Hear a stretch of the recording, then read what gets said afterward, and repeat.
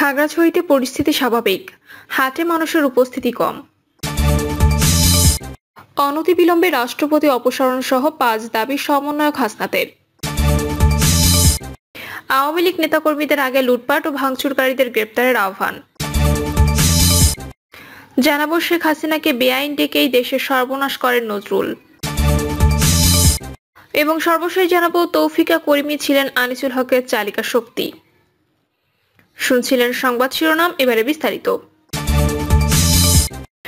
খাগড়াছড়িতে পরিস্থিতি স্বাভাবিক, হাটে মানুষের উপস্থিতি কম। খাগড়াছড়িতে হাটের দিন হলেও বাজারে লোকজনের উপস্থিতি কম দেখা গেছে। পরিস্থিতি স্বাভাবিক থাকলেও মানুষের মাঝে আতঙ্ক বিরাজ করায় এমনটি হয়েছে।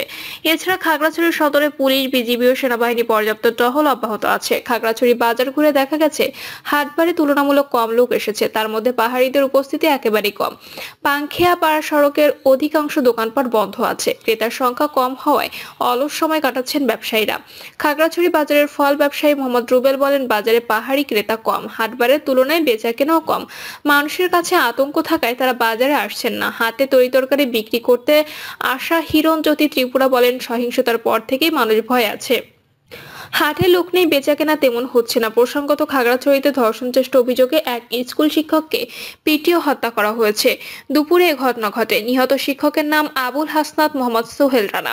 তিনি জেলা ও শহরের টেকনিক্যাল স্কুল অ্যান্ড কলেজের শিক্ষক ছিলেন। দুপুরে ওই স্কুলের অধ্যক্ষের রুমে নিয়ে তাকে পিটিয়ে হত্যা করা হয় বলে প্রাথমিকভাবে জানা গেছে। এ ঘটনাকে কেন্দ্র করে খাগড়াছড়ি শহরে পাহাড়ি বাঙালি সম্প্রদায়ের মাঝে উত্তেজনা ছড়িয়ে পড়ে। শহরের পানখাইয়া পাড়া শহর মহাজন পাড়া এলাকায় বেশ কয়েকটি দোকানপাট ভাঙচুর করা হয়। এই ঘটনার সদর উপজেলায় এখন ১৪৪ ধারা জারি ছিল। অনতিবিলম্বে রাষ্ট্রপতি অপসারণ সহ ৫ দাবি সমন্বয়ক হাসনাতের। রাষ্ট্রপতি মোহাম্মদ শাহাবুদ্দিনকে অনতিবিলম্বে অপসারণের দাবি জানিয়েছেন ছাত্র আন্দোলনের অন্যতম সমন্বয়ক হাসনাত আব্দুল্লাহ। সেই সঙ্গে আরো কয়েকটি দাবি জানিয়েছেন তিনি। আওয়ামী লীগের বিচার নিশ্চিত করার নতুন সংবিধান গঠন, আওয়ামী দুর্নীতিবাজ আমলাদের পরিবর্তন, হাসিনার আমলে করা সকল অবৈধ চুক্তি বাতিল এবং চুপ্পুকে অনতিবিলম্বে রাষ্ট্রপতি পদ থেকে অপসারণ করতে হবে। আওয়ামী লীগ নেতাকর্মীদের আগে লুটপাট ও ভাঙচুরকারীদের গ্রেপ্তারের আহ্বান। আওয়ামী লীগ সরকারের পতনের পর বৈষম্য বিরোধী আন্দোলনে গণহত্যা এবং নানা ধরনের অনিয়ম ও দুর্নীতি সহ বিভিন্ন মামলায় দলটির নেতাকর্মীদের গ্রেপ্তার করা হচ্ছে। এ বিষয়ে সংশ্লিষ্টদের দৃষ্টি আকর্ষণ করে সবার আগে লুটপাট ও অগ্নিসংযোগকারীদের গ্রেপ্তারের দাবি জানিয়েছে আওয়ামী লীগ। আওয়ামী লীগ কর্মীদের গ্রেপ্তারের আগে বিএনপির নাম করা সন্ত্রাসী যারা থানা লুট করেছে, যারা আওয়ামী লীগের নেতাকর্মীদের বাড়িঘর ভাঙচুর, অগ্নিসংযোগ ও লুটপাট করেছে তাদের গ্রেপ্তার করুন। সেখানে আরো লেখা হয়েছে, মনে রাখবেন এই লুটেরা জঙ্গি গডফাদারের সারা দেশে আইন শৃঙ্খলা বাহিনীর সঙ্গে যুদ্ধ করতে নামবে, যা তারা করছে ঢাকা শহরের আশপাশ ও পার্বত্য চট্টগ্রামে। আর গ্রেপ্তার হচ্ছে আওয়ামী লীগের নেতাকর্মীরা। শেখ হাসিনাকে বেআইন ডেকেই দেশের সর্বনাশ করেন নজরুল। নজরুল ইসলাম মজুমদার নাসা গ্রুপে বেসরকারি এক্সিম ব্যাংকের চেয়ারম্যান। তবে এসব ছাপিয়ে ভারত পালিয়ে যাওয়া সাবেক প্রধানমন্ত্রী শেখ হাসিনাকে তিনি বোন ডাকতেন। পত্রিকার পাতা খুললেই চোখে পড়ে শেখ হাসিনার পাশে দাঁড়ানো তার হাস্যোজ্জ্বল ছবি। এর সুবাদে তিনি ব্যাংক মালিকদের সংগঠন বিএবি চেয়ারম্যান পদ পেয়ে যান। টানা প্রায় ১৫ বছর এই পদে যাওয়ার পর তাকে আর পেছনে ফিরে তাকাতে হয়নি। প্রভাবশালী মহলের আশীর্বাদে তিনি দেশে ব্যাংক খাতের অন্যতম মাফিয়া বনে যান। আর্থিক খাতের নানা প্রতিষ্ঠানে চাঁদাবাজির টাকায় দেশ বিদেশে গড়ে তোলেন অঢেল সম্পদ। বাংলাদেশ ছাড়িয়ে বিশ্বের একাধিক দেশে রয়েছে তার বিপুল আতঙ্কের বিনিময়। তবে শেষ পর্যন্ত চোরের ১০ দিন গৃহস্থের একদিন প্রবাদের মতো আরো দেশ শেষ রক্ষা হয়নি, তিনিও ধরা পড়লেন। মধ্যরাতে নজরুল ইসলাম মজুমদারকে গ্রেপ্তারের সংবাদ দেয় মহানগর গোয়েন্দা পুলিশ। সূত্র বলছে, মজুমদার মূলত ২০১৭ সালের পর দেশের ব্যাংকিং সেক্টরে নিজেকে একক ক্ষমতাধর বলে জানান দেন। এ সময় তার বড় ছেলে ওয়ালিদ ইবনে ইসলামের সঙ্গে ঢাকা দক্ষিণ সিটির মেয়র শেখ ফজলে নূর তাপসের ভাইরার মেয়ের বিয়ে হয়।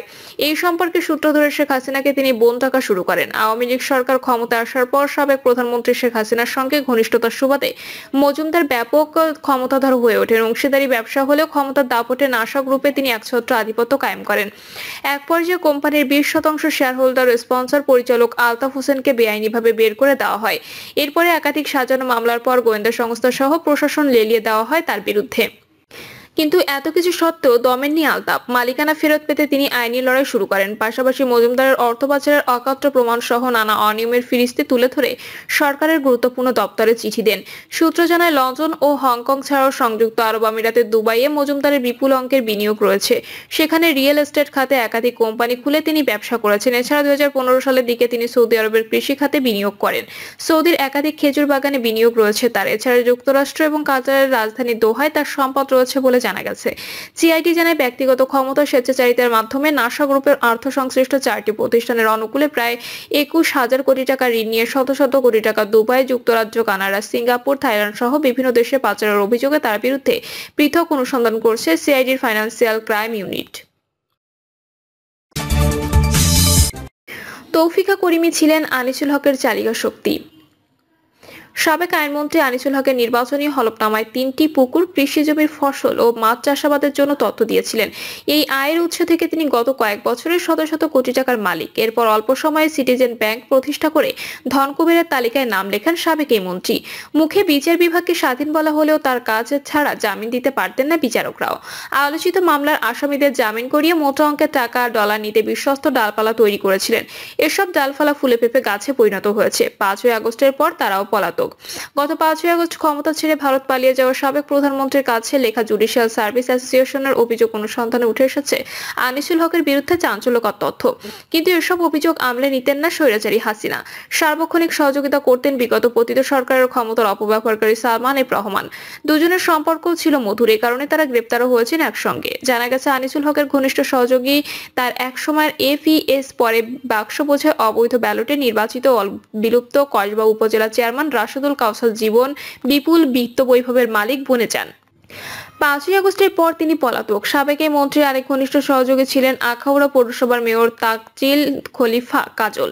মন্ত্রীর নির্বাচনী হলফনামা তথ্য মতে 3টি পুকুর, কৃষিজমির ফসল ও মাছের চাষাবাদ ছিল আয়ের প্রধান উৎস। এরপর মন্ত্রী হওয়ার তার সম্পদের হিসাব বাড়তে থাকে। ঘুষের টাকা গুনতে বাসায় বসিয়েছিলেন টাকা গোনার মেশিন। সিটিজেন ব্যাংক প্রতিষ্ঠায় 400 কোটি টাকা জামানত এবং 200 কোটি টাকা চলতি মূলধন দিয়ে ব্যাংকের যাত্রা শুরু করেছিলেন আনিসুল হক। তার মা প্রথমে এই ব্যাংকের প্রতিষ্ঠাতা চেয়ারম্যান ছিলেন।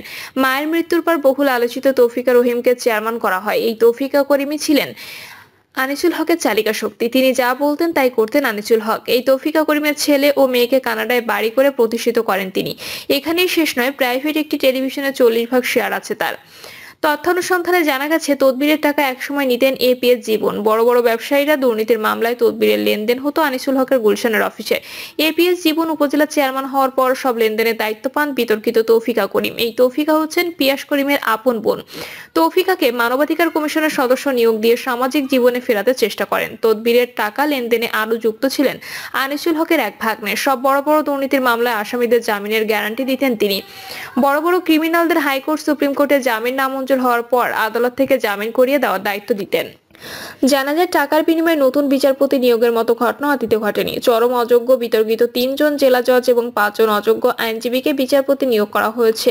তৌফিকা করিমের মাধ্যমে তাদের নিয়োগের প্রস্তাব দিয়ে বলা হয় প্রধানমন্ত্রীর ডিজায়ার। প্রিয় দর্শক, এই ছিল এখনকার সর্বশেষ সংবাদ। আপডেট সব সংবাদ পেতে চ্যানেলটি সাবস্ক্রাইব করে বেল আইকনটি ক্লিক করে রাখুন।